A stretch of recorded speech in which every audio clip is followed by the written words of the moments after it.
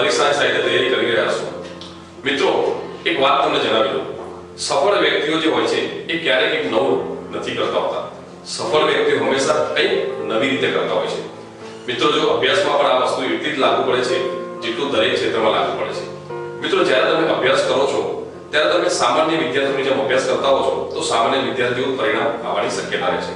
પણ જો વિદ્યાર્થીઓ કોઈ પણ વસ્તુ સાથે સાયન્ટિફિક ટેકનિક યોજી દેવામાં આવે, એટલે કે વૈજ્ઞાનિક ઢબે જો પાર પાડવામાં આવે તો સારી રીતે પરિણામ આપણે મેળવી શકીએ છીએ. મિત્રો, આ વસ્તુ અભ્યાસને પણ લાગુ પડે છે.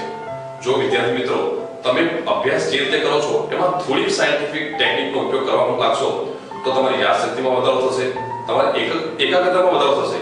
આ ઉપરાંત જ્યારે તમારે ભણવું છે એ ભણવાનો સમય અને એની માત્રા યોગ્ય સમયમાં પૂરી પણ થશે. તો મિત્રો, ચાલો આપણે સાયન્ટિફિક સ્ટડી ટેકનિક્સને જાણીએ.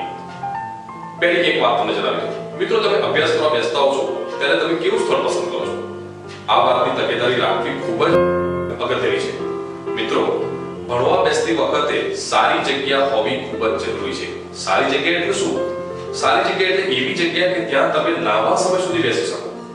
મિત્રો, લાંબા સમય સુધી બેસી શકો એટલે એકાંતવાળી કોઈ જગ્યા, તમારા ઘરનો કોઈ એવો રૂમ હોય કે જ્યાં અવર જવર ઓછી હોય, ત્યાં આજુબાજુનું ડિસ્ટર્બન્સ ઓછું હોય, વાહનોના અવાજ ઓછા આવતા હોય, અથવા તમને ખલેલ પહોંચાડે એવી કોઈ પણ વસ્તુ ત્યાં હાજર ન હોય. એ ઉપરાંત મિત્રો, જગ્યા એવી હોવી જોઈએ કે જેનું વાતાવરણ પણ અનુકૂળ હોય. બહુ વધારે પડતી ગરમી ના લાગે, વધારે પડતું ગુંગળામણ ન થાય, સફોકેશન ના થાય, વધારે પડતી ઠંડી ગરમી ન લાગે, એટલે હવા ઉજાસ વાળું જગ્યા હોવી અને સાફ સુથરી જગ્યા તો હોવી જ જોઈએ.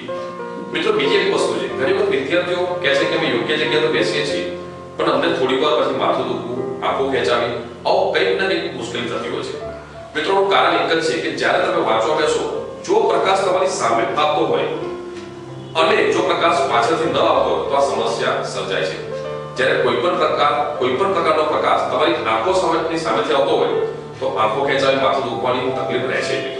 તો મિત્રો, યાદ રાખો, જ્યારે આપણે વાંચવા બેસીએ ત્યારે પુસ્તક ઉપર પ્રકાશ પડવો જોઈએ.